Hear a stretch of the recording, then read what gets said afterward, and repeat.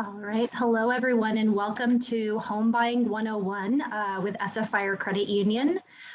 Today, we're going to be demystifying the process of buying a home and hopefully giving you some helpful tips on how to go about buying your first home, or maybe it's not your first home. I'm Tatiana. I'm with the marketing department here. And I'm just going to go over a few housekeeping items before we get started, just so everyone knows how to use the tools we have here on Zoom. So first thing off, you'll want to make sure that you're connected to your speakers properly. So if you can't hear me right now, we can find the audio settings on the left-hand bottom corner if you're using desktop to watch this webinar.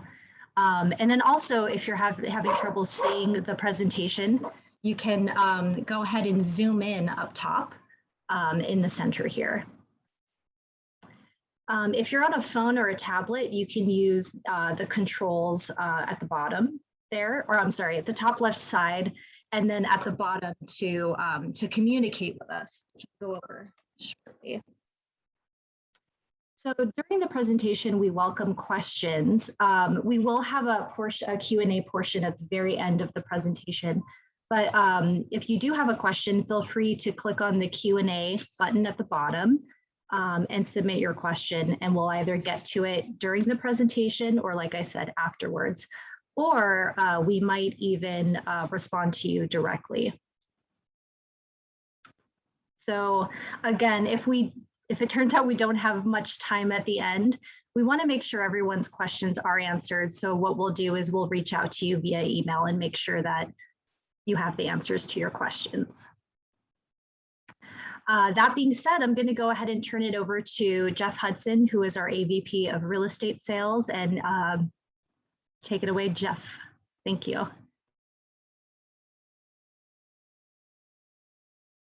Oh, Jeff, you're on mute. There we go. Little technical difficulties. Thanks, Tatiana. Good evening, everyone. I'd like to welcome all of you. We're thrilled that you're able to join us this evening. I'm Jeff Hudson. I'm the AVP of Real Estate Sales at San Francisco Fire Credit Union. In addition to our presenters for the evening, I'm also joined by San Francisco Fire Credit Union's Vice President of Real Estate, Michelle Murphy, who will join us for our panel Q&A at the end of the presentation. Just a little bit about the credit union. San Francisco Fire Credit Union was founded in 1951 by firefighters for firefighters.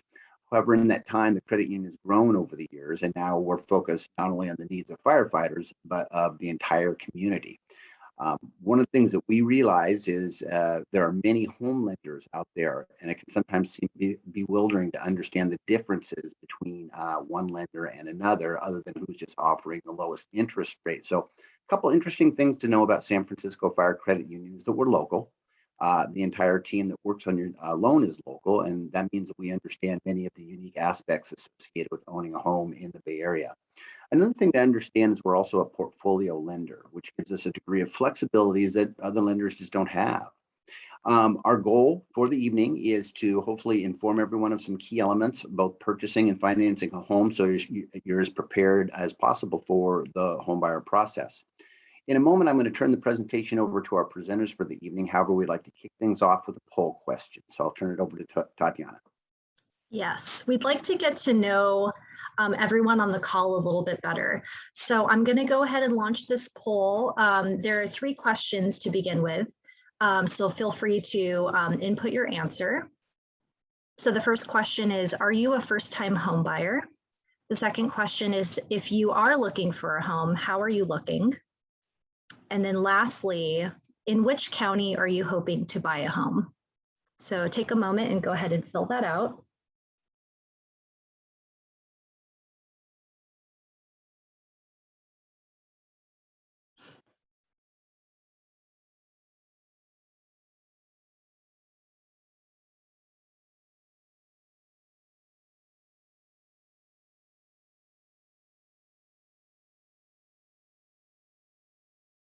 Okay, wonderful.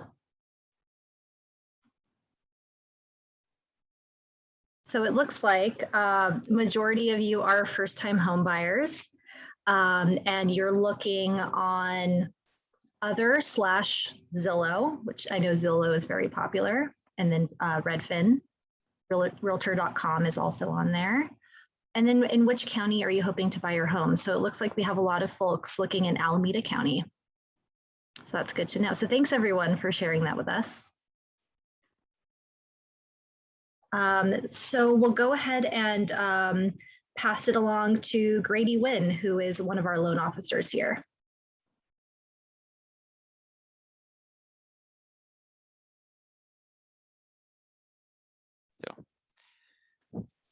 Hi, everyone. Good evening. My name is Grady Nguyen. I'm a mortgage loan officer here at San Francisco Fire Credit Union. Thank you so much for joining us this evening. And thank you, Jeff and Tatiana, for the warm introductions. Really excited to have you all here. Financial education is a passion of mine. I've been doing this since 2013. So I hope tonight you can learn something useful that you maybe didn't previously know about the home loan journey. Please feel free to write down your questions and ask us at the end of this presentation if you do have any lingering questions that we don't address on this webinar. So there are 3 parts to every home loan: credit, equity, and ability to pay or repay. Credit, there are 3 credit bureaus that we're going to look at when you take out a home loan: Experian, Equifax, and TransUnion. It's interesting to note that mortgage lenders will always consider all 3 credit scores, whereas if you're looking at taking out a new auto loan or a credit card, only one of the bureaus is going to be pinged for that new credit inquiry or request. When taking out a home loan, mortgage lenders will defer to your middle credit score. So you might have a 680, a 700, and a 720. The 700 would be the score used to determine eligibility for the home loan as well as the pricing.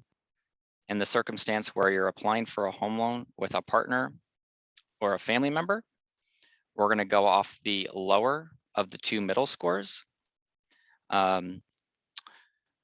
So what type of credit do you need for a home loan? A lot of people are going to say you've got to be in the 700s. This is just not true. If you're in the 600s, you're likely going to qualify for some sort of a home loan. Over 740 is considered excellent credit. So if your credit is above 740, congratulations. That is going to make you eligible for the most favorable terms when it comes to getting the loan, both when it comes to rate and type of loan that you qualify for.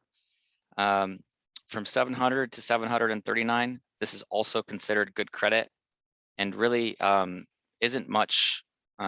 You're not going to get much of a hit for having credit in this range. You are still going to qualify for most loan products.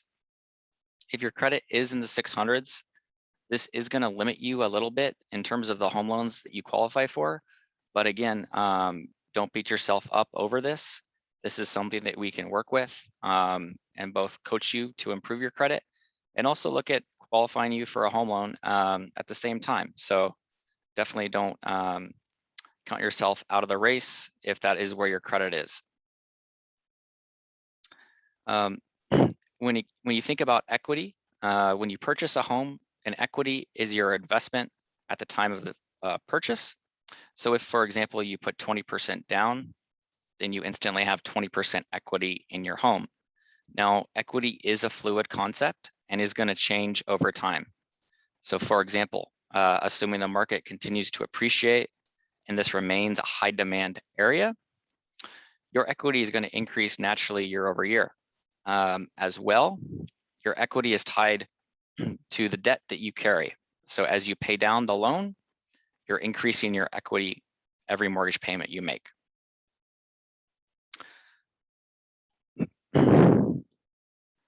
So ability to pay is probably the biggest determining factor that any mortgage lender is going to be looking at when qualifying you for a pre-approval or telling you what you can take out if you're live on a contract. We're concerned about the debt to income ratio. For us, the magic number is 43. So put simply, the debt to income ratio is your gross monthly debts divided by your gross monthly income. It's going to be your gross monthly outgoing payments on your credit report. So for example, credit cards, student loans, maybe an auto loan, as well as your forecasted monthly housing obligation with the new loan, as well as the taxes and insurance and any HOA that may be present if you're purchasing a condo. Keep in mind that this is divided by your gross monthly income. So this is significantly greater than your take home. Your take home is your net or after taxes. So we are giving you the benefit of the doubt there. So oftentimes people will think they qualify for less than they actually do as a result of this. So getting ready to buy. A couple things that we need to understand up front is the source of funds to close, or the assets being put into the transaction or the purchase. So where are your down payment funds coming from? Where are the funds for the closing costs coming from? And what makes up your reserves? Also, if you're receiving a gift from a friend or a family member, it's important that your mortgage advisor knows that up front so that they can accurately pre-approve you and set you up for success in receiving the gift, either prior to the transaction or during the transaction. Again, reserves are simply the funds you have left over after you close the transaction. So the funds not directly correlated to the purchase. So you may use some of your funds for the down payment, some for the closing costs. What you don't use for the purchase makes up your reserves. This is actually a competitive advantage of San Francisco Fire Credit Union when it comes to our home loans. We only require 2 months of reserves. This is extremely generous. And when you put this side by side against all of the big banks, mortgage bankers, brokers, products for similar sized loans in the Bay Area, they are all 12 months minimum. So this is absolutely incredible if you don't have a huge nest egg saved up, either in a brokerage or retirement account or just your deposit account.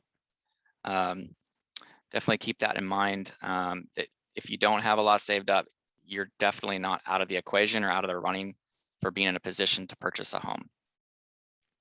And then large deposits, when you move money around, this is going to cause red flags to go off in our underwriters' minds.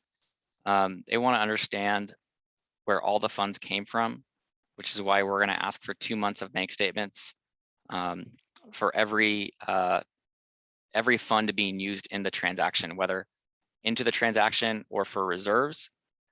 So it's really important that if you are moving money or receiving gifts, that's communicated very clearly with your realtor and with your lender so that they can take the necessary actions ahead of time to prep the underwriters to prevent any delays in your closings.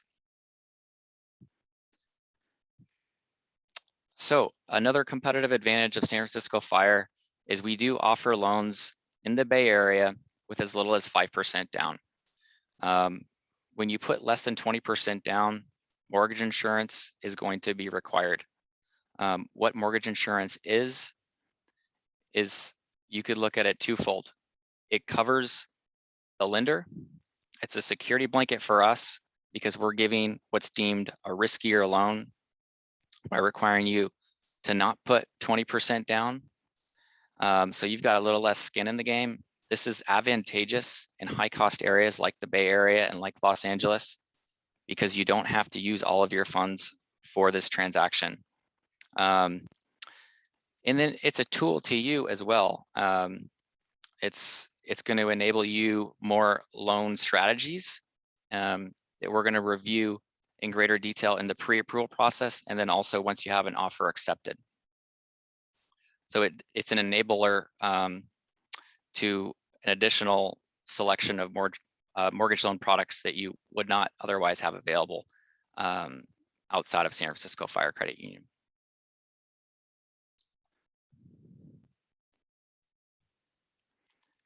And during the pre-approval process and initial introductory review with myself or one of my colleagues, we are going to discuss different loan products and if mortgage insurance could be a useful route for you. What is a pre-approval? You might have heard a realtor or a friend say, you've got to get pre-approved if you're thinking about buying. Well, a pre-approval simply tells your realtor, as well as any listing agent that you make an offer to, that your credit, your assets, and income have all been verified and validated, and that you truly qualify for this amount. The purpose of getting pre-approved is that you're setting yourself up for success when you do find a home that you want to make an offer on. Because of the pandemic, it's become even more important. Many places will not allow you to even walk in and tour a house if you haven't been pre-approved. So we're going to review your credit, income, and assets in the pre-approval process. This is going to give me an idea of the price range you're already shopping in, so that myself or any of my other team members can advise you if there is any proactive action we can take before you're actually under contract on a home. So the credit, that is going to come to us in the form of an online application. If you do have your credit frozen or blocked with any of the bureaus, just be advised that you should go unblock that prior submitting an online application with myself or another lender, because they're going to ask you to unblock that if you don't. We're going to collect 2 months of your asset statements. As previously mentioned, this will give us perspective into the funds you have available for this purchase, both for funds into the transaction as well as for reserves. And then we're going to collect your income documents. So 2 years of your last W-2s, last 30 days of pay stubs. If you are receiving bonus, commission, or overtime income, we will look at your end of the year pay stubs for the last 2 years and give you a 2-year average of these variable sources of income. Lastly, you might be self-employed or a business owner. Nothing to worry about. We help many business owners with their home loan needs. The documentation is a little bit more rigorous, and we are going to ask you for tax returns, but don't sweat it. We can help you. So in the pre-approval process, we are going to be discussing different mortgage strategies. Maybe you want to look at a 5% or 10% down mortgage loan. Maybe you want to look at putting more down, so 30 or 40% down. There's no golden rule on what you have to put down. So know that you don't have to put 20% down. You don't have to put 30% down. You can put 50% down if you want to. Most people will elect to take out a 30-year fixed rate mortgage. We do have shorter fixed rate mortgages. However, keep in mind that the shorter fixed rate mortgages are going to have significantly higher payments, because the same amount of debt being paid back in a much faster timeline. Now, if you have short-term plans or ambitions to maybe size up, or if your family's growing, or if you're buying in an urban area and you might be moving to the suburbs in the next decade or even less, we're probably going to look at an adjustable rate mortgage or an ARM. This is a great product for somebody who anticipates a 5 to 10-year timeline, because you're going to pay less in interest over the years that you have this home loan. You're going to have an introductory fixed rate period with any ARM ranging from 3 to 10 years. It's going to have a lower rate than the current rate for the 30-year mortgage, after which the ARM is going to have the potential to adjust on an annual basis. And you're probably wondering, well, how is that rate calculated? There's always going to be an index and a margin. So for example, the margin might be 1%, the index might be 1.5. That would be a rate of 2.5%. For perspective, anybody who took out a 7/1 ARM 7 years ago, the current adjusted rate is 2.62%. So ARMs don't always adjust up. Sometimes ARMs adjust down. They're going to adjust based on market conditions at that time. And there are caps in place to limit how much of an adjustment can occur, both at the time of the adjustment as well as for the life of the loan. So for example, as displayed here, we have a cap structure of 525. What this means is that at the time of the first adjustment, let's say we're looking at a 7/1 ARM, so 7 years in, the most the loan could adjust up would be 5%. So if our starting rate right now for our 7-1 is 2.75%. The most the loan could adjust at the time of first adjustment would be 7.75%. It's really good to understand the cap structure when you're taking out an ARM. The second cap, 2, signifies the amount the product can adjust every year thereafter, every year after the first adjustment cycle. The third cap of 5 signifies the amount the product can adjust over the life of the product. So for the entire 30-year product, it's never going to go over 7.75% if the note rate or starting rate is 2.75%. So it's really important to look at what the caps are if you are considering taking out an ARM. But if you do have short-term ambitions in mind with a home purchase, you're likely going to be advised to look at ARM products. They shouldn't be something you should be afraid of. They're actually extremely useful and huge money savers. So as mentioned previously, our current ARM selection ranges from 3 to 10 years for the duration of the introductory fixed rate period, which is again always going to be lower than the current pricing on the 30-year fixed rate mortgage, which is in essence the benchmark mortgage. You'll see the ARMs advertised as 10-1 or 7-1. 10 signifies the introductory fixed rate period. 1 signifies the frequency at which this product will adjust after the fixed rate period. So 10-1, this product has the potential to adjust once a year after the introductory fixed rate period of the first 10 years.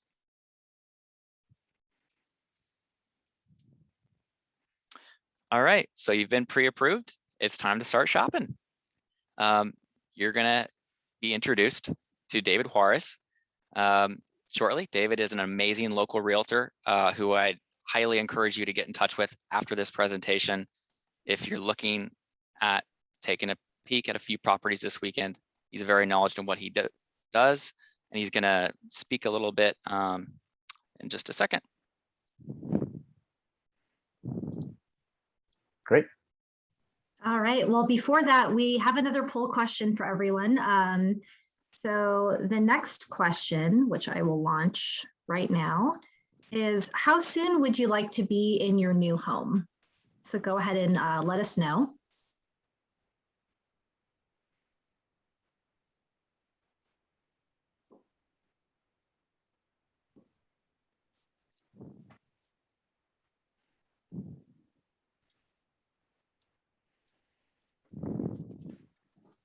All right, perfect.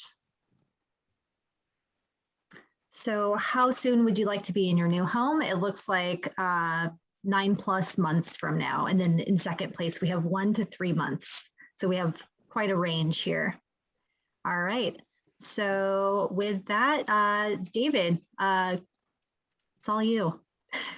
Thank you, Tatiana. I appreciate it. Thank you, Grady, for the warm introduction. I want to thank everybody for coming today and, being here to listen to us, to talk to you about what we enjoy doing. Of course, it's real estate, and for Grady, it's doing loans. But yeah, so my name is David Juarez. I'm a realtor, and I've been licensed since 2007. I've had the pleasure of helping families achieve financial wealth since then through investing and purchasing their first and subsequent homes. I was born and raised in the Bay Area. I'm a Bay Area native, and my area of focus is mainly San Francisco. But I also have business partners in all 7 Bay Area counties. So just know that I'm well connected throughout the entire Bay Area. My value to my clients is in negotiations and in the ability to leverage the relationships I've been able to make over the years with brokers, vendors, and professionals like yourselves.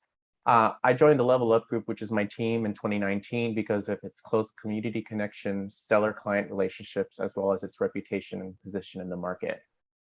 So with that said, it's a little bit about myself. What we're going to be covering today is benefits of buying in the San Francisco Bay Area, a small little market update, why use a realtor, the overview of the buying process, and finally, how the Level Up Group can achieve your real estate goals. We also have some goals. So today's goals are how to succeed in today's market, where we're going to determine how to get the winning offer price. What's the secret? We're going to go through a few secrets as well as a bonus secret, and how to get your offer accepted, right? Demystifying how to do that, as well as if you like what you hear, let's set up a one-on-one Zoom meeting to discuss your visions and expectations. So let's just get started. So market update. So quick facts about the 2021 San Francisco market. As of this month, right now, currently single family homes in the market are actually taking 12 days on average to get into contract. It's a good measure of how we determine how impactful or how the demand is currently in San Francisco. It's always been roughly around the same for single family homes. The one that has actually faced a little bit of a slowdown is the condo market due to the pandemic. But slowly but surely this year in 2021, prices have slowly started to climb up again. And now we're hovering right around 19 days on market, where in the middle of the pandemic, we were roughly around 40 days on market. So about double.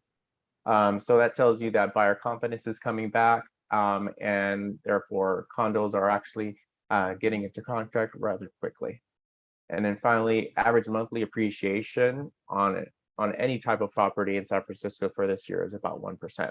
So if you put that into perspective, for $1 million property, you're gaining about $10,000 in your equity every month. So benefits of buying in San Francisco and the Bay Area is that your asset's going to appreciate, right? The demand has always been there. We're seeing prices continue to go up. So at the present moment, it's a matter of just getting into the market and riding the appreciation wave. I always say the best time to buy real estate was 10 years ago, as well as right now. Rising rent is also something that, a lot of folks maybe on this call are dealing with, right? Maybe not so much right now because of the pandemic did help with, being able to lower the rent, but rents are actually starting to climb. So as you see prices go up in the real estate market for purchases, rentals also start to follow suit. And we're actually about 3% right below where pre-pandemic prices were for rentals in San Francisco. And then also you have tax benefits, right? So you have that tax shelter that will allow you to be able to provide to your family a little bit more, or you can write off maybe some of the mortgage interest or the interest on your loan.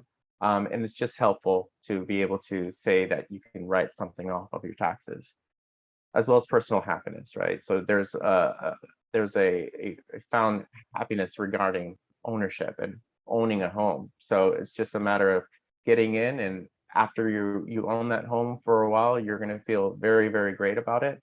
And hopefully you're going to have a lot of equity in there. So that way, maybe you can go and invest that and buy another home because, it's all about generational wealth.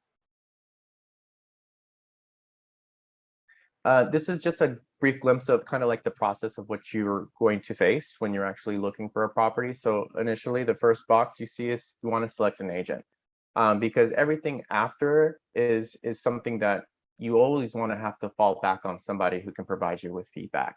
You can always reach out to your family and friends about certain things, but they're not professional, right? So they're not going to provide you with a professional recourse of action. So mortgage pre-approval is something that you want to do at the beginning with Grady or anybody from SF Fire Credit Union. And then what I would help you with is market education, right? Understanding the comps, understanding the prices, understanding specific price per square foot, as well as overbids in specific neighborhoods. Then we would review disclosures together. I would talk to you about all the nuances related to all of the reports, the pest inspection, the general contractor inspection, a lot of stuff that you've never read before, but I can easily summarize and inform you about. And then finally, you write the offer, right? You may write 1, 2, 3, depending on, but my track record is actually pretty good. So 3 out of 5 of my buyers get into contract within the first or second offer. And then finally, you get your offer ratified, and then you go through these other portions, which is very quickly. Usually within 30 days, all of these ones on the right will happen. But the ones that are before take a little longer, and it all depends on your timeline. So why use a realtor, right? So let's dig into the 3 secrets that will help you get your offer accepted. So the winning offer in a competitive situation will be strong in 3 areas: price, terms, and relationship. So our value is in negotiations, right? I shared that a little bit earlier. You know, the power of negotiations is the ability to walk away. The skill is in never having to. So we definitely get you the best price and terms when you work with us. You know, we also try to think outside the box and uncover new ways of finding off-market deals. So we currently belong to the top agent network, which only the top 10% of San Francisco realtors are able to be part of. And we do mostly 80 to 90% of the business. So right there, you have a network of agents, a network of buyers, a network of sellers, all working together to try to make something happen. And also our relationship with like-minded agents, right? We're part of this agent network, as well as a reputation in the marketplace speaks for itself. You know, when we write an offer for a client, they know we mean business because they see Level Up Group and they've seen our track record. So that's very, very important. Back to the whole relationship piece, right? Then what are the secrets? So you have price, which is really one of the most important, I would say, is you need to be within the top 2. So if there's 8 or 9 offers, or maybe just 4 to 5 offers, you still would need to be within the top 2 in order for you to either get the property or get countered. Which takes me to the next piece. You want to give yourself some room to compete. You definitely don't want to put your full budget all on the first offer, because maybe that's not the property you should be buying, right? It all depends on a lot of, you know, like the interest level and how many people really want it. But at the end of the day, you know, you definitely want to make sure that you have some wiggle room in case you do get countered, because it would suck for you to get a counter and you can't come up to that number or even close to it. And then be aggressive. So being aggressive doesn't necessarily mean being mean, right? It means that, you know, sometimes maybe you want to circumvent the process and you don't want to wait till offer date. Maybe you just want to submit the offer right away. And, you know, sometimes those are called preemptive offers. And that means you're aggressive in the sense of like, you're not waiting for anybody else because you don't want to deal with the competition. Another way of being aggressive is, you know, with your terms, right? Maybe your terms are a little bit more, you know, in line with being lesser time, right? So 30-day close, maybe it's a 21-day close. You know, 15-day appraisal, maybe you do a 10-day appraisal, right? So always consult with your lender first to make sure that they're able to provide you with, you know, any guidelines related to how quick they can get things done. And then, so you also talk about contract terms. So this is another secret. So, you know, you have 3 different types of contingencies. You have your finance contingency, which is in place in case you don't get your loan. You have the way to get out of the deal, right? You can get your earnest money deposit back, no harm, no foul, you're good. And then you also have the appraisal contingency, which is in place in case you're in a multiple offer scenario, or maybe you just feel better and more comfortable writing with an appraisal contingency. And that just means that you're indicating to the appraiser that, you know, the bank's going to have to make sure that the value is there. And in case it doesn't come in value, say it's $1 million property and it comes at 990,000, well, then all of a sudden you as the buyer would be liable for that $10,000 delta, which a lot of folks in this type of purchase probably don't have that kind of money to be able to shell out. So that's why we want to be very careful around the appraisal contingency. And finally, the inspection contingency. So a lot of the inspections are pre-done in the Bay Area. So you're going to actually receive reports, pest inspection, general contractors inspections, sometimes roof inspections, as well as foundation inspections. All that would be provided to you up front. And if it's not, then of course you have the ability to always and right to inspect the property to your satisfaction. And in case, you know, the inspection contingency is in place, so if you do find something that you don't like in the property that wasn't disclosed, then you have the ability of getting out of the deal without, you know, letting your deposit go and not being able to get it back. And finally, relationship, right? So a lot of folks, oh, sorry, I missed one piece, the down payment piece, right? So a lot of folks don't think of a down payment as weight, that as a mean of making your offer stand out. I'm here to tell you that it does. Yeah, maybe you don't have the 40% down or the 30% down, but maybe you have 25%.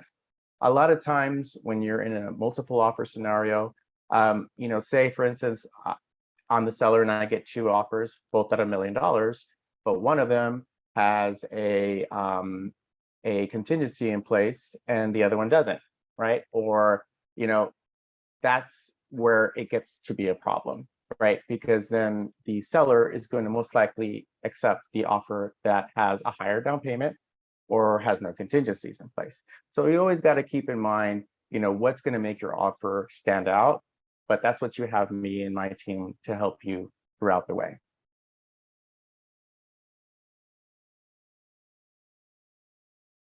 And then the bonus secret, of course, is work with an agent who knows how to win. You know, you may know a realtor, you know, you may know somebody who works in real estate, but the thing is, you really need to have somebody who's local, who knows the market, who can help you really guide you through the process. You know, get the best advice to get your offer noticed and into contract. That's what a good realtor will do. You know, because buying in San Francisco and the Bay Area is not always easy, but it can be simple.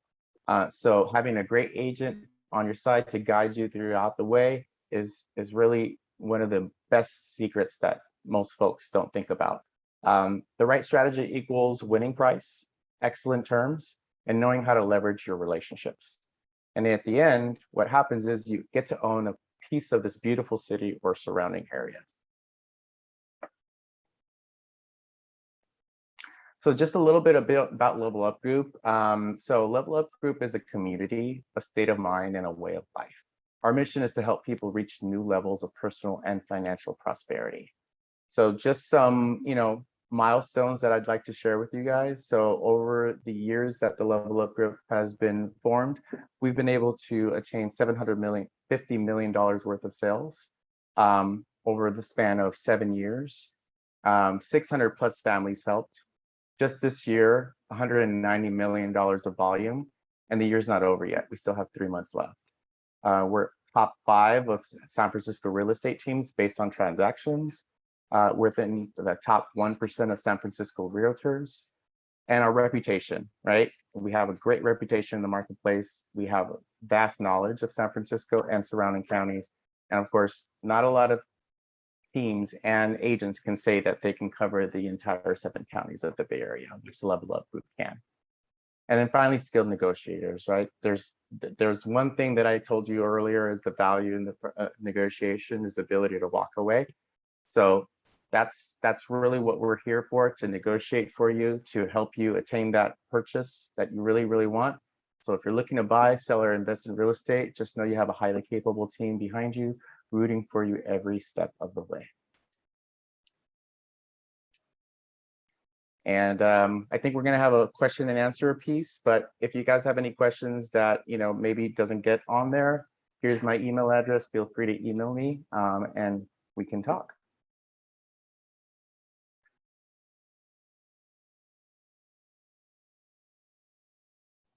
All right, thanks so much, David. So we're going to go ahead and move into the Q&A port. Oh, no, I'm sorry. We have one more section with Grady here. Thank you, David. Thank you, Tatiana. So once David gets one of your offers accepted, there are a few roadblocks that can come up once you have a live contract and you're trying to close in a very short close of escrow. Buying a new car, or if you're co-signing for one of your kids' cars, this is potentially problematic as this will significantly impact your debt to income ratio and potentially jeopardize you closing on your dream home. As well, if you race to start buying new furniture, typically these are shorter time framed loans, so they will have significant monthly payments sometimes. Again, this can potentially jeopardize your close of escrow. We do live in a transient economy these days, so people do change jobs frequently. If you do change jobs, or if you're planning on changing jobs, please do communicate that with your lender ahead of time so that I can review your offer letter and make sure that we will have a smooth transaction and also not jeopardize your transaction if your pay is changing drastically. And then lastly, I know we pointed on earlier, if you're moving money around, that is going to cause us to potentially have a slight delay if we have to paper trail the money movement at the end of the transaction. So just always be transparent with your lender so that none of these roadblocks jeopardize your ability to close on your dream home.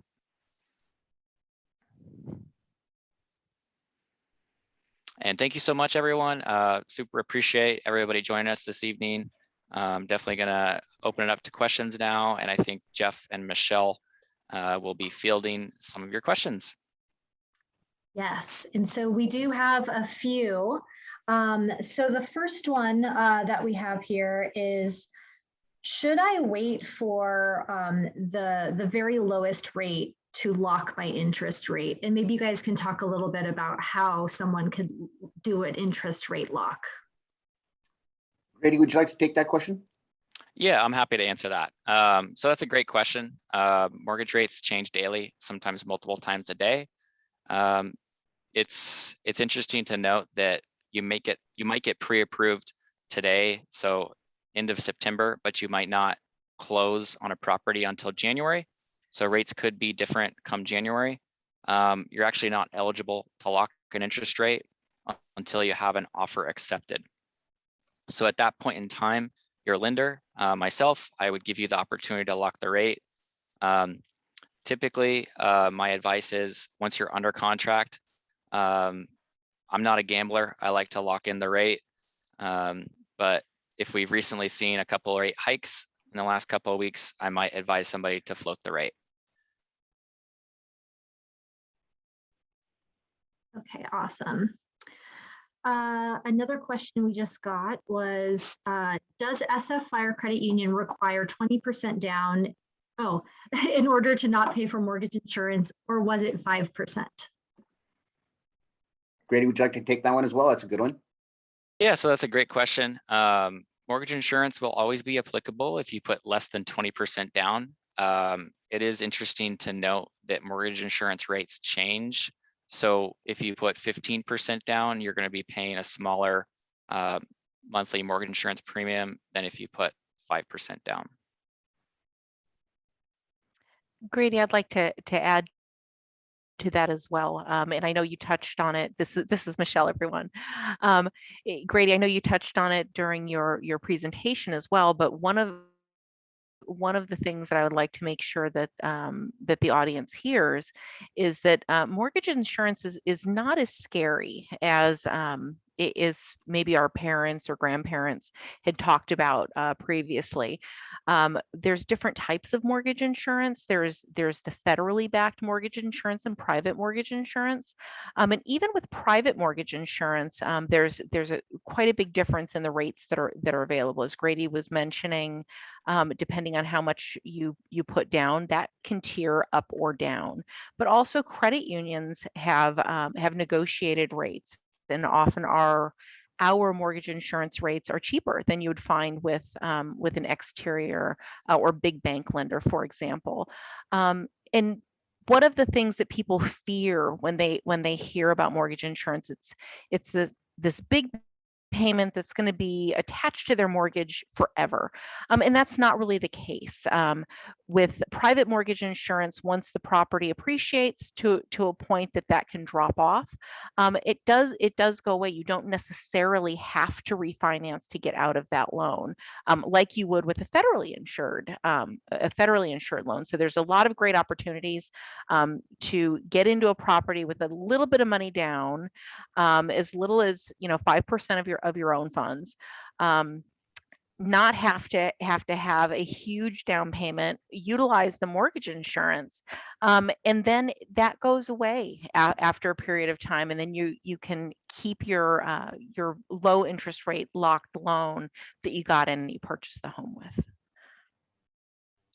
What other questions do we have, Tatiana? Yeah, we have a couple more. So someone asked, should I save up for a down payment on a potential home before seeking an agent?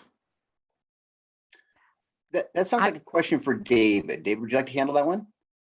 Yeah. So the question was, should you wait to seek an agent before you actually have the down payment, right? Essentially, yeah. Yeah, I would say, if you don't have the down payment yet, you're probably not pre-approved yet, unless you decided to get pre-approved and figured out that you want to have a higher down payment. If that's the case, I mean, maybe you're not ready to buy, or at least maybe speaking with the realtor to kind of talk through it and seeing if there's a way that you can come to a mutual understanding that maybe it's just a matter of discussing it together and going over it and seeing if there is a way for you to buy something right now. Because then if that's the case, then I would say don't wait to seek out to speak with the realtor. Do it now. Awesome. The next question that we have is, it's a two-parter. So first they ask, what is the minimum down payment? So I believe that we answered that earlier. It's 5% with SF Fire Credit Union. And then does SF Fire offer loans for people buying outside of the Bay Area? That's an excellent question. I'll direct that one at Grady if I could. Yep, great question. So 5% down, like Tatiana just mentioned. We're licensed in the state of California, so we regularly help clients in the Los Angeles, San Diego, and Sacramento areas as well. But yeah, our licensing extends to California. Okay, awesome. And we do have a couple more, and I believe we have time. Yeah, we still have 10 minutes. So if you have more questions, feel free to shoot them at us. What if my appraisal comes in short? Is the next question. Oh, that is an excellent question. Grady, what would you like to say about that? And Yeah, actually, so- it's probably a two-parter. I apologize. That's probably for both you and David. So why don't we start with Grady, and then we'll have David's input as well. Yeah, so this is actually speaks to the significance of getting pre-approved and having your loan fully underwritten up front. One of the things that we can review is an appraisal gap strategy. So if the appraisal comes in 50,000 short and you don't have a whole lot of extra funds, something that we might consider in this scenario would be along with mortgage insurance. So it all kind of depends on how many funds you have accessible and how many funds you want to use towards the transaction. But if the appraisal comes in short, we have a lot of options. First of which is mortgage insurance. Second of which, you bring more funds to the table, because as a lending institution, we're not going to go off the purchase price. We're going to go off the appraised value if that is less than the purchase price. Yeah, so just to summarize, excellent, Grady. Summarize the loan amount will be based upon the lower of the purchase price or the appraised value. If it comes in low, then again, that's where you're going to work with your realtor. So David, would you like to, what's your perspective on this question? Yeah, the appraisal contingency is usually in place, kind of like along with the finance contingency. I mean, it's like a pseudo contingency. I would really say, I always go based off the comfort level of my client. It always depends on how competitive that specific property is, right? And the way I look at it is like, you don't always have to write with an appraisal contingency. It's not necessary, right? It's necessary only when you feel like it's been very competitive and you think you may be overbid. And then you want to work with Grady to see if there's any way that you can somehow circumvent any issues that would arise from that. I've also had situations where, an appraisal comes in under and we want a second opinion. There are times that, some lenders will allow that. A lot of times they don't. They will take the first appraisal and that's it. I've had situations where the first lender didn't work out. We had to switch lenders and we got another appraiser. That may not work great for, our situation here, but if it's what needs to happen in order for you to not lose your deposit and to get the property, then we would do what we needed to do to get you further in the process. And that's good, David. We actually do have an appraisal counter process if we think the appraised value did come in low based on the comps that we're looking at, and we're taking our guidance from David in this scenario if we're going to resubmit for a reappraisal. Because then I could provide comps related to the value and then provide, just basically defend the value of what you wrote at. Awesome. Well, we do have a couple more questions. We have two questions that are the same question, but asked in two different ways. So I'll ask the first part and then the second part. So if the market is high now, should I wait until prices come down to buy? And then the other question we have is, given the current shortage of inventory on the market, do you foresee real estate prices going down over the next few years, or will they continue to rise? So kind of a question about the market, and then a question about, should I wait to buy if prices are high right now? I would look to David to answer that question. David, do you mind? Yep. No, not at all. So first part, should you wait to buy? I think I shared with you guys earlier, the best time to buy real estate was 10 years ago. I would never say to a client, wait to buy. You actually buy real estate and then wait. You don't wait and then buy real estate. Because then what's going to happen is that every month, like I shared with you guys, this year, every month, 1% appreciation. All of a sudden, that $1 million price point, if you have that in your head, I just always use an easy number. 10 months later, it's now $1.1 million. So, that's why you don't want to wait. And then the second part is, do I see prices going down? Unfortunately, not right now. I think if it were to happen, probably it would be in 2023. Next year, I think it's still going to be strong. The pandemic has fueled a lot of folks and has allowed a lot of people to save a lot of money, right? So that has now turned into folks wanting more space. And I just don't see anything right now on the horizon that's going to actually stop for prices to go up. So I would suggest, if that's something of a concern to you, maybe we can talk a little bit more about it offline, and then I can kind of guide you with some graphs and some details and data, because not to get into the nitty gritty here on the call. But yeah, that's something we could talk offline about. Awesome. Our next question is, if I buy a larger home to live in with the intent to rent one or more of the rooms, am I able to factor that rental income into my loan approval? I think I'll handle this question. It depends upon the type of property that you purchase. If you buy a single family residence, the answer is unfortunately not. We can't use any projected rental income. If you happen to buy a multi-unit property, 2 to 4, you can use projected rents from those additional units, but unfortunately not on a single family residence. Okay, great. Thanks. And then another question that we have here is, it sounds like it's going to be a question for David. So would you recommend writing a personal bio for the sellers to help my offer stand out? That's a great question. That letter that you're speaking of, the love letter is what we call it, has actually come into a concern or a debate. A lot of, actually, the National Association of Realtors has asked us as agents to not do that. Because of HIPAA guidelines, and could be as a means to discriminate against the folks who are actually writing a letter, especially if you have a name or you have a photo attached to it. I would say it's helped my clients get an offer accepted before. I just think it just depends on the situation and who the realtor is. Because if I have a good relationship with that agent, maybe it'll help. But honestly, the question that I would be asking the agent is trying to find out why that seller sold, right? Do they have have they lived in the property for a very long time? Like, do they have sentimental value? Because that's when a letter is going to help. If it's something that an investor has held on for 5 years and always rented out, and it's really only been a cash cow for him, then a letter is really not going to matter, and it's going to be the top price. So I think it just depends. But again, every situation is different. And if I think it'll help you, I would recommend something like that. Definitely. Anything outside of the box that could help your offer get accepted, or at least viewed, and put on the top of the list or the stack, I would do that. So. Awesome. Yeah, so it looks like that concludes the questions that we have.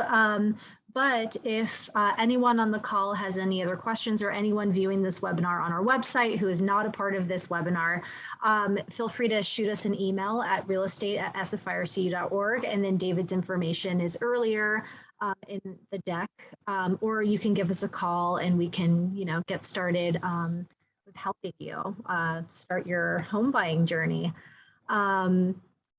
So yeah, thank you everyone for attending. I feel like we all learned a lot, everything from only needing 2 months of reserves with SFire, needing as little as 5% down, and that David, has 3 out of 5 of his buyers offers accepted, which is great.